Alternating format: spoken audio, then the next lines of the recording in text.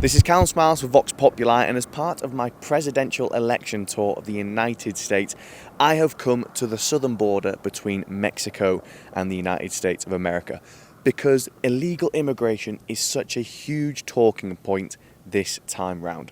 Now, under the Biden-Harris administration, it is confirmed that over 10 million illegals have crossed the border. Not only that, it is confirmed that over 13,000 of them are convicted murderers, and over 15,000 of them were convicted rapists. Now, some border agents have told sources close to me that they think the actual number is over 30 million illegals that have crossed into the United States via the southern border. So I've come here to check it out. So this is the Arizona-Mexico border.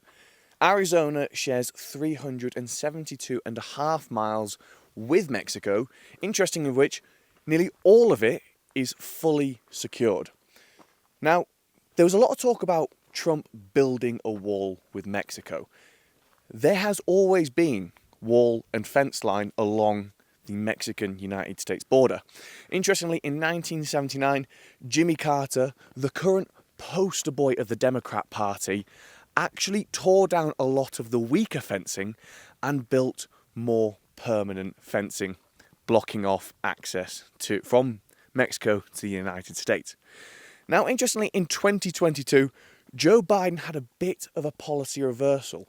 They've talked a lot about open borders, yet it seemed as though as they were going down in the polls, they thought they would try and bring back votes to the Democrat Party by filling in the remaining 20 miles of border with Mexico. However, whilst there is a great big wall along the border, there are great big gaps. Interestingly though, these gaps that are put here along the Arizona border are actually in front of cameras, which is how they try and keep track of the numbers. But it doesn't end there. They don't have these everywhere along the Mexican border.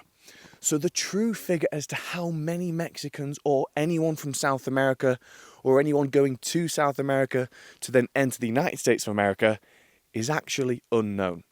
Speaking to a local journalist, he tells me that border agents have told him they think it's over 30 million in this presidency alone. So I'm here with American journalist 6'7" Kevin. 6'7" Kevin in the building. Kevin, thank you. Well, firstly, thank you for showing me across the southern border. You've done this road many times, am I right?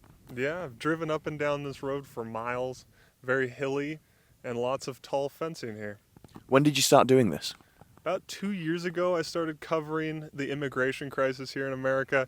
I've been in Texas, Arizona, and just due to the cartel wars and things like that, it's always different where there's crossings happening. And right now we're in Arizona during election time, and there's not many crossings here, but in Texas, there's a ton right now.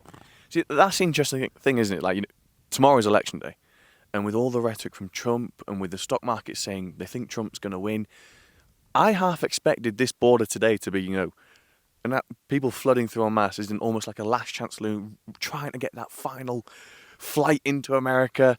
Are you surprised to not see all these people here? Well, I thought the same thing too, but it's interesting, kind of like the gas prices in America, they lower them right before the elections. And the same thing with the border. They tried to crack down right before the elections, so those couple of months prior, things look really good for the Biden-Harris administration. When prior to that, it's been the worst it's ever been for the last 4 years by far. What differences can you tell me across the places you've been? This is Arizona, you've done this, you've done Texas. What are there any differences, or is it all very much the same? Well, it's different state to state. So in Texas, they had Operation Lone Star with Governor Abbott, where he did an amazing job, where he actually secured a lot of the border with more barbed wire, more patrols, things like that, which the federal government and Biden completely shot him down, said it was terrible what they're doing, and that it's a humanitarian crisis. Big conflicts there. But here in Arizona, this is now a blue state. So over here, they listened a little bit more to the federal government because of that. And same with California. being another border state, they also kind of follow the lead of the federal government. So Texas, to be honest, has been the best when it comes to the border because of Operation Lone Star. What sort of things do you see here? Because we were in the car earlier, and you told me about sometimes you'd literally see cartel sat on the fence. Yeah. That fence is pretty high. How do they get there? This is incredible. So when this border is being crossed here in Arizona, the cartel will actually sit on top of the fence with binoculars. I've stopped and talked to them. You can kind of see some videos of this. And it's amazing. They'll talk to you. They'll be very friendly. I'll have conversations with them, and they'll kind of keep an eye out for Border Patrol. So they'll have about every mile or two, they'll have their own little lookout station with binoculars, and they'll be giving this information out so they know when to cross people across the border. There's no Border Patrol agents now. Go, go, go. And they kind of do their thing here. So it's amazing what you'll see up and down here. And if you see the height of the fencing, it's incredibly high. But sometimes they'll jump it. And this is wild because they'll break their legs, sometimes have terrible injuries, and they'll just use like pillows, and you'll find foam and things like that, where they'll put it under their feet, jump over, and land on the foam to try to brace the impact. It is gnarly what they go through sometimes. And I've also heard purposefully they'll push the last person on that train off the wall to injure them because they know Border Patrol will have to help that person so the rest can get away. Crazy. That is crazy. I mean, but that kind of says how much they can get from doing this. I mean, no one would risk injury for nothing. What sort of things are they getting from the federal government as illegal aliens? They're getting so much. I mean, we talked to a lady earlier today. She saw them getting their free plane tickets. They get free credit cards. They get asked, where do you want to go to these asylum cities that are oftentimes in swing states? They'll be told, hey, you can go to these asylum cities. In El Paso, Texas, they'll actually have highway signs that say Sanctuary City, San Francisco or something like that. And they'll make it look appealing. And so these people will want to move there. New York is a big one. Chicago's another one. And they'll get those free plane tickets there. And if they don't like it, and they're also getting free food in these hotels, wherever they're staying. I've covered this. They have, hotels just filled with migrants, free food and everything. If they don't like it, they can get another free plane ticket and go to another asylum city if they don't like that one. It's amazing. Billions of dollars going into this between state and federal. So tell me a little bit about the American side of things, because you've got theories as to what's going on this side. It's interesting. So there's laws in America that allow foreigners to buy property over here on this side. So the cartel will actually own a lot of the houses and businesses on these border towns. We're over here close to Naco, and they'll have what are called stash houses. So they'll bring these people across the border, they'll have them jump here, and then they'll get them to these stash houses, and they'll call them staging zones. So they'll kind of bring them from one to the next, and there's even an Uber app the cartel has created where they ask Americans to come pick up these migrants and bring them to these stash houses to drop them off to get them one stage closer. But the thing is, too, is like the Border Patrol, oftentimes they'll tell me they feel like Uber drivers themselves or taxi cabs because they were told by the Biden administration, just let them, you're just driving them because it's a humanitarian crisis. You're just driving them to wherever they need to go to be processed, to be given all those free things. It's crazy. Have you seen anything unsavory on your travels along the border? Many unsavory things. You talk to some of the women here, the cartel will often rape these women multiple times coming across here. We'll look in their backpacks, we'll find Plan B pills, just because they know that that's going to be happening to them. Their children sometimes are getting taken. I've talked to Border Patrol agents that have quit because this is just so brutal for them to see, giving over children to people they know are not the rightful parents. They're crying being given over to them.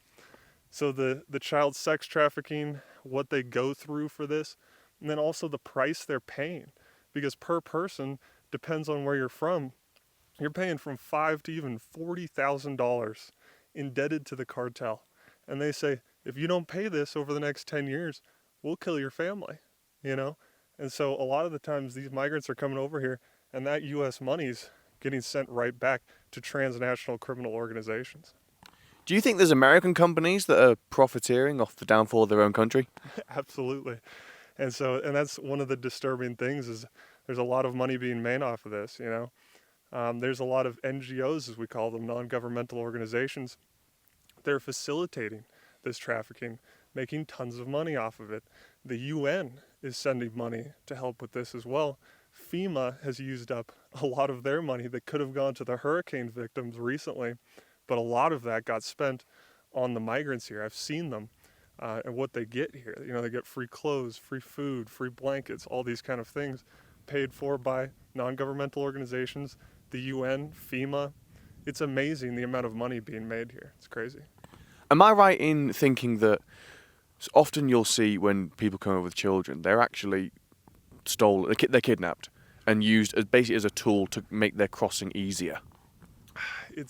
I've seen a lot of things with children. The cartel will even use children as guides. So they'll actually be leading a group of migrants here across the border. What they do with the children is you know, the cartel doesn't have a lot of morality when it comes to this, it seems, because they're making a ton of money too, which is interesting. So they'll use any means that they can to make this happen.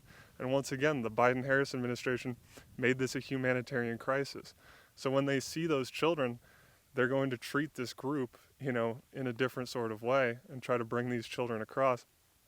And it's heartbreaking to see when these children come over here, they're split from their parents, things like that, and then they get thrown into these other, you know, they get put on planes and sent to different houses across the country to Lord only knows who, and, you know, your imagination can run wild with what's happening with that.